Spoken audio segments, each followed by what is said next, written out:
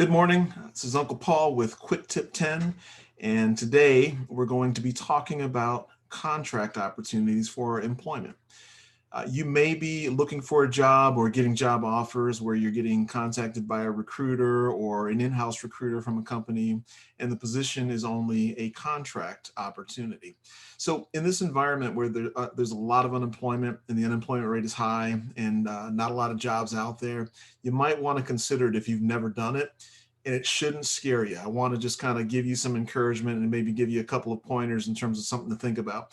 Number one, it helps prevent large gaps of unemployment on your resume, right? Which is hard to speak to because employers have concerns that, once you're out of the job market for an extended period of time, that you lose skill sets. I'm not sure that that's necessarily true or not, but that's the perception they have. And so whether it's true or not, it doesn't matter. That's what they believe. So even if it's a 3 to 6 month contract, it does two things. It keeps your unemployment gap down.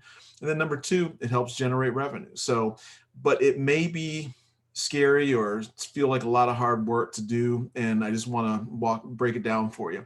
Typically, there's two types of opportunities you'll get: W-2 and contract, or I'm sorry, corp to corp or 1099. And so W-2 basically is working for the recruiting company, and you'd basically be like a full-time employee. Typically, they offer benefits. They'll offer a lot of times vacation as well. Now, they're not going to be nearly as nice as if you're working for a company full-time. But again, you don't have to set up a corporation, file your taxes, with the corporation, pay yourself, all of that, right? And that may be just an ease of use type of thing for you, in terms of what that means, and just the lack of trouble. So something to consider. But again, it helps revenue and again generating that or reducing the gap time on your resume.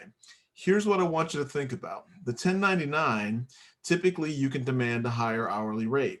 Okay. And I can't tell you, exactly how much an hourly rate you can demand. It's going to be based on your experience, the job, all kinds of factors there. But typically you can demand a higher rate doing 1099 corp to corp.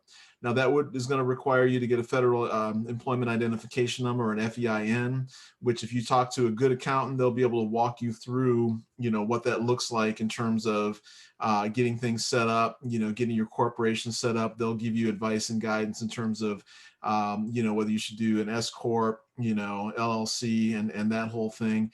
And the other nice thing about it, I think everybody needs to have a company, that's active, that you can do things, because you can then write off mileage in certain cases, your benefits that you pay, you can write that off. And don't let that scare you too. I'll cover that in a second. But if you have to use your own computer or buy a new computer, you can write that off. So there's a lot of tax advantages by starting your own company and getting with a good accountant to help you do that, and filing with the state. It's not that hard. So don't let that scare you off. In terms of benefits, there's a lot of companies out there that offer up benefits, and it's going to be a little bit more pricey than what you normally would pay. But again, that goes into your negotiation with demanding that higher hourly rate as well. And you typically will come out ahead if you are willing to put in the time and do that. So, again, don't want to drag this out, but I want you to really seriously sit down and consider it. Do a side-by-side Excel spreadsheet in terms of, what that looks like for you with regards to, W-2 or 1099. And more than anything, you just need to be working, if you have that opportunity, to make sure that you don't fall into that category of long-term unemployed. So again, this is Quick Tip 10 from your Uncle Paul. Happy Tuesday, and keep fighting the good fight.